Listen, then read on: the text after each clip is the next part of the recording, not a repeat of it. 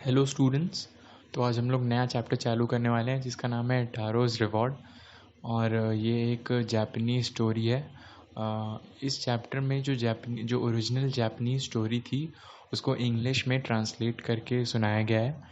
तो चलिए बढ़ते हैं चैप्टर की तरफ। ये वाला चैप्टर हम लोगों को द मैजिक ऑफ काइंडनेस के बारे में बताएगा। द मैजिक ऑफ काइंडनेस ये है कि अगर आप काइंड हैं तो फिर सारे लोग आपको पसंद करेंगे, आपको अच्छा समझेंगे। अब बिफोर यू रीड देखते हैं। This is a story about a thoughtful and loving son. ये स्टोरी एक बहुत ही ज़्यादा थॉटफुल और लविंग सन मतलब एक बेटे के बारे में है जो अपने माँ बाप के बारे में और सभी के बारे में बहुत ही ज़्यादा सोचता है कि किसी को बुरा ना लगे। He works hard to fulfill his parents' wishes and gets some unexpected help. और इस स्टोरी में ये बताया गया है कि वो बहुत ही ज़्यादा मेहनती है और बहुत ज़्यादा मेहनत करता है ताकि उसके पेरेंट्स हमेशा खुश रहें। और फिर लास्ट में उसे एक बहुत ही ज़्यादा सरप्राइजिंग गिफ्ट मिलता है।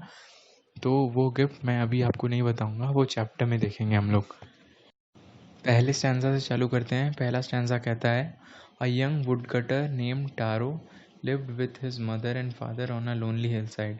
तो यहाँ पे ये स्टोरी एक वुड कटर यानी एक लकड़हारे के बारे में है जिसका नाम है टारो।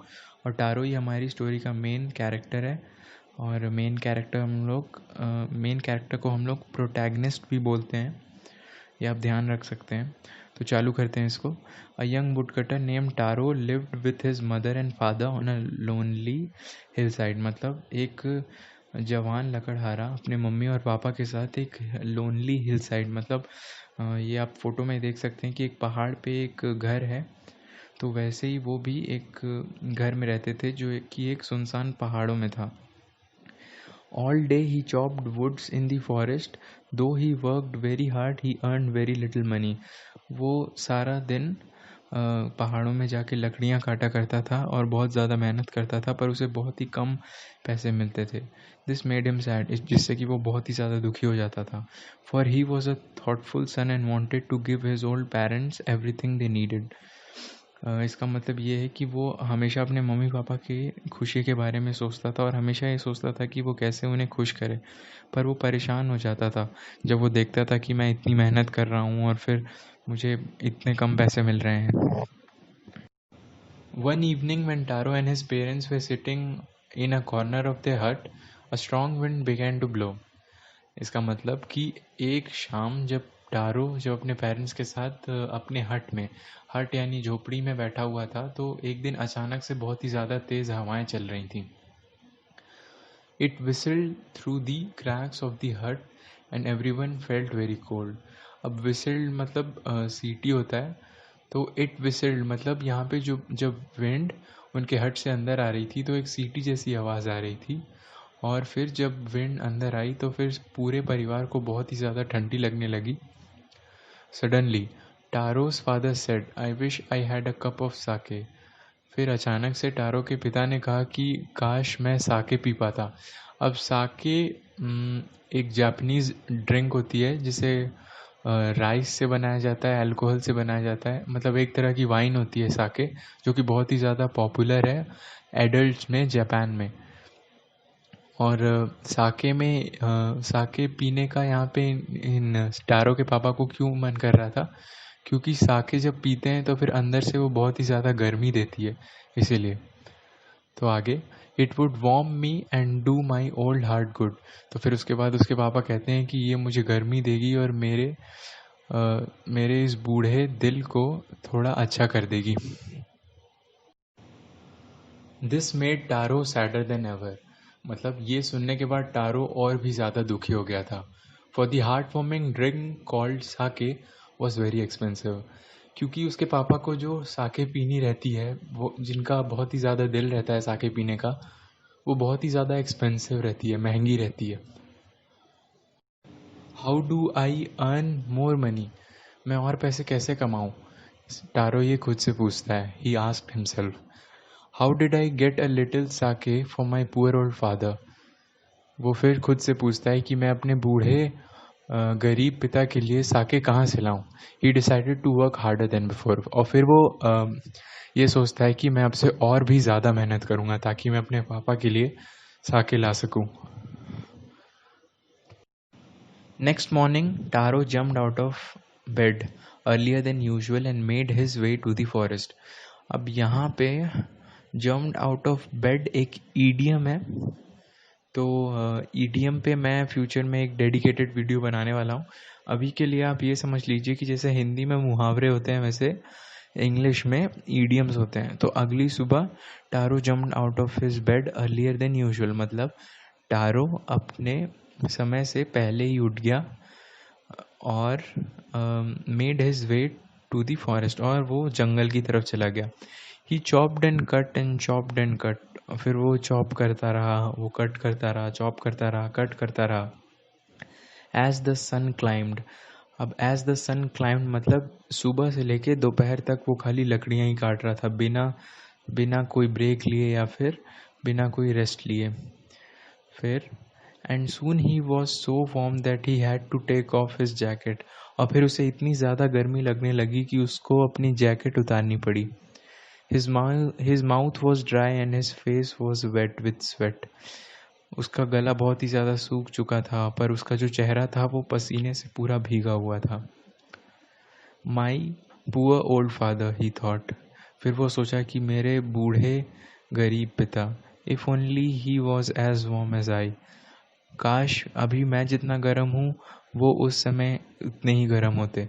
मतलब वो यहाँ पर यही सोच रहा है कि काश मैं अपने पिता को साके उस समय पिला पाता जब उनका मन था।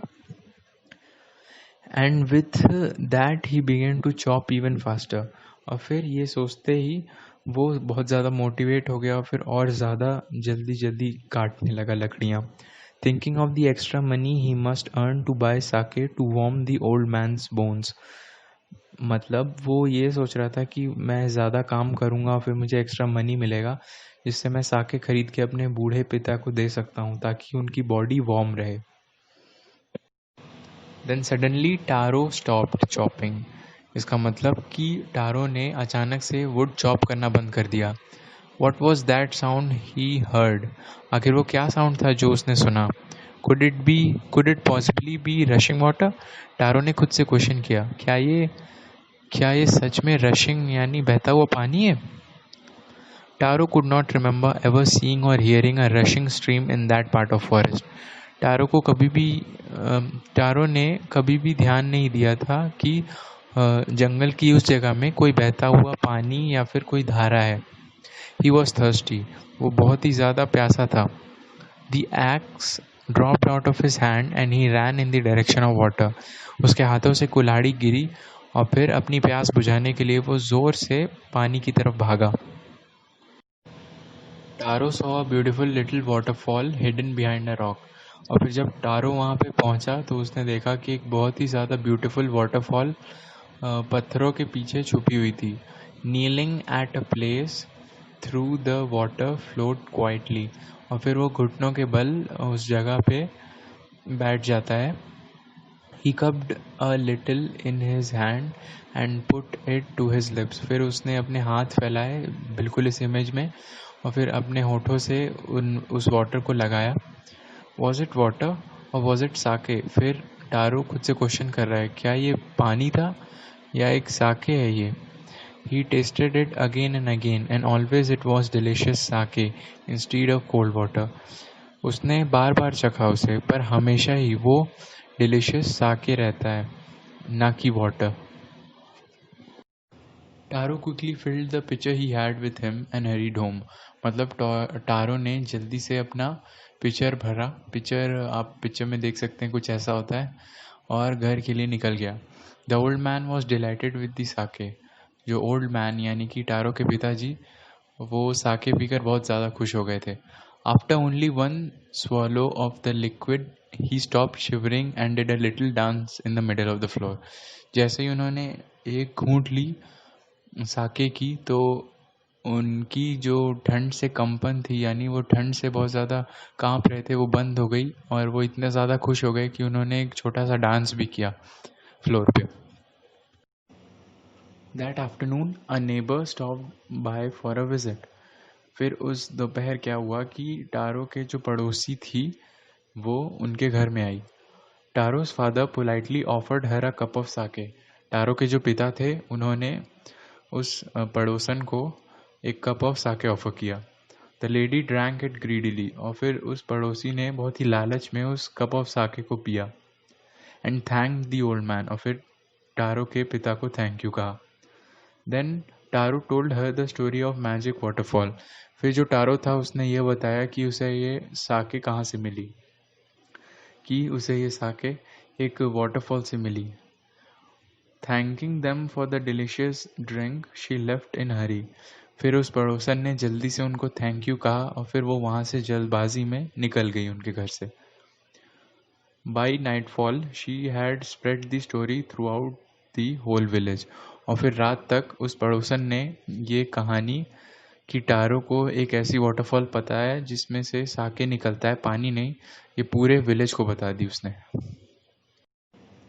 That evening there was a long procession of visitors to the woodcutter's house. फिर शाम तक टारो के घर के सामने एक बहुत ही बड़ी लाइन लग गई थी, या फिर एक बहुत बड़ा जुलूस सा इकट्ठा हो गया था। Each man heard the story of waterfall and took a sip of the sake.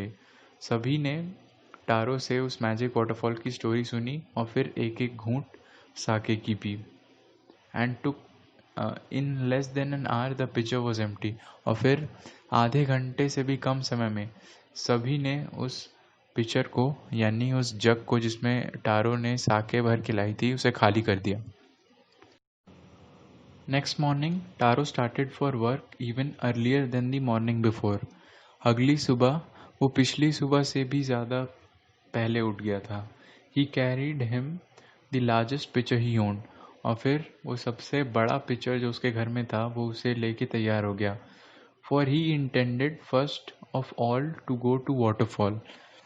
और ये सोच रहा था कि मैं सबसे पहले उस वाटरफॉल में जाऊंगा। When he reached it, he found to his great surprise all his neighbors were there. और जब वो उस वाटरफॉल के पास पहुंचता है तो वो देखता है कि उसके सारे पड़ोसी पहले से ही वाटरफॉल के पास हैं। They were carrying pitchers, jars, buckets, everything they could find to hold the magic sake. उसने देखा कि जो उसके पड़ोसी थे वो सब पिचर्स कैरी कर रहे हैं, जार्स कैरी कर रहे हैं, बाल्टियाँ कैरी कर रहे हैं, ऐसी सारी चीज़ें वो कैरी कर रहे हैं जिससे वो मैजिक साके को अपने पास ले जा सकें, अपने घर ले जा सकें। Then one villager knelt and held his mouth under the waterfall to drink. फिर उसमें से एक पड़ोसी ने क्या किया कि उसने घुटने टेक कर अपना मुंह उस वाटरफॉल से लगाया। He drank again and again, उसने बार बार उस पानी को चखा। And then shouted angrily, water, nothing but water. और फिर उसने गुस्से से चिल्लाया, अरे ये तो पानी है, ये तो सिर्फ पानी है। Other also tried but there was no sake, only cold water. बाकी विलेजर्स ने भी ट्राई किया एक एक करके, पर किसी को भी साके नहीं मिल रही थी, उसमें से केवल ठंडा पानी ही मिल रहा था। We have been tricked, shouted the villagers. Where is Taro? Let us drown him in the waterfall. हम लोगों को बेवकूफ़ बनाया गया है। सारे विलेजर्स वहाँ पे ये चिल्लाने लगे, वेयर इज टारो, टारो कहाँ पे है, चलो उसे मिलकर इस वाटरफॉल में डुबो दें और फिर उसकी जान ले लें। But Taro had been wise enough to slip behind a rock when he saw how things were going. फिर टारो ने जब ये देखा कि सारे विलेजर्स उससे बहुत ही ज़्यादा गुस्सा हो गए हैं तो उसने समझदारी दिखाई और वो एक पत्थर के पीछे छुप गया। He was nowhere to be found, और लोग उसे कहीं भी नहीं ढूंढ पा रहे थे। Muttering their anger and disappointment, the villagers left the place one by one. और जब विलेजर्स को काफ़ी समय तक टारो नहीं मिल रहा था तो वो बहुत ही ज़्यादा परेशान होके, बहुत ही ज़्यादा गुस्सा और निराशा में टारो को बुरा बुरा बोलते हुए और खुद में ही बड़बड़ाते हुए घर चले गए एक एक करके। Taro came out from his hiding place. फिर टारो अपनी छुपी हुई जगह से बाहर निकल आता है। Was it true, he wondered. वो ये सोचने लगा कि जो विलेजर्स कह रहे थे क्या वो सच था। Was the Sakya a dream? क्या साके सच में एक सपना है जो उसने कल अपने मम्मी पापा को पिलाया और अपने नेबरहुड को पिलाया? क्या वो एक सपना देख रहा था? Once more he caught a little liquid in his hand and put it to his lips. और एक बार फिर से उसने वो लिक्विड, वाटरफॉल का लिक्विड अपने हाथों में लिया और होठों से लगाया. It was the same fine sake. और पाया कि ये वही साके है जो उसने कल पी थी. To the thoughtful son, the magic waterfall gave the delicious sake. To everyone else, it gave only cold water. और फिर आगे हमें ये बताया जाता है कि जो वाटरफॉल थी उसने काइंड और थॉटफुल, भला करने वाले और सबके बारे में अच्छा सोचने वाले टारो को मैजिकल गिफ्ट दिया था डिलीशियस साके का. पर बाकी विलेजर्स को, जो कि बहुत ही ज़्यादा लालची थे, जिनके पास पैसा था और वो लालच में साके खरीदने के बजाय यहाँ से फ्री में लेने आ गए, तो उसका लालच देखते हुए मैजिक वाटरफॉल ने उनको कोल्ड वाटर दिया. The story of Taro and his magic waterfall reached the emperor of Japan. अब क्या होता है कि टारो और उस मैजिक वाटरफॉल की स्टोरी जो है वो जापान के राजा को पता चल जाती है. He sent for the young woodcutter and rewarded him with 20 pieces of gold for having been so good and kind. फिर जापान के राजा अपने सैनिकों को भेजते हैं, टारो को बुलवाते हैं और फिर उसे 20 पीसेस ऑफ गोल्ड का इनाम देते हैं क्योंकि वो बहुत ही ज़्यादा गुड और काइंड नेचर का रहता है. Then he named the most beautiful fountain in the city after Taro. और इतना ही नहीं, वो जो उस सिटी की मोस्ट ब्यूटीफुल फाउंटेन रहती है, फवारा रहता है, उसको टारो के नाम पे रख देता है. This, said the emperor, was to encourage all children to honour and obey their parents. फिर एम्परर कहता है कि मैं ये इसलिए कर रहा हूँ ताकि हमारे राज्य के सभी बच्चे अपने पेरेंट्स को और ज़्यादा सम्मान दें, उनकी बातें मानें और उनका आदर करें. तो यहाँ पे हम लोग का चैप्टर एंड होता है. अगर आपको ये वीडियो अच्छी लगी है तो लाइक कर दीजिए, नहीं लगी है तो डिसलाइक कर दीजिए. अगर आप मेरे चैनल पे पहली बार आए हैं तो सब्सक्राइब कर दीजिए. और अगर आप मेरे वीडियोस देखते हैं तो आपको तो सब्सक्राइब करना ही चाहिए, क्योंकि मैं आगे बहुत सारे चैप्टर्स के क्वेश्चन आंसर्स और उनके वीडियो के एक्सप्लेनेशन लाने वाला हूँ. ठीक है. और इस वीडियो के क्वेश्चन आंसर का लिंक डिस्क्रिप्शन में मिल जाएगा, कमेंट में मिल जाएगा. तो मुझे बताइए कि आपको वीडियो कैसा लगा. Thank you viewers.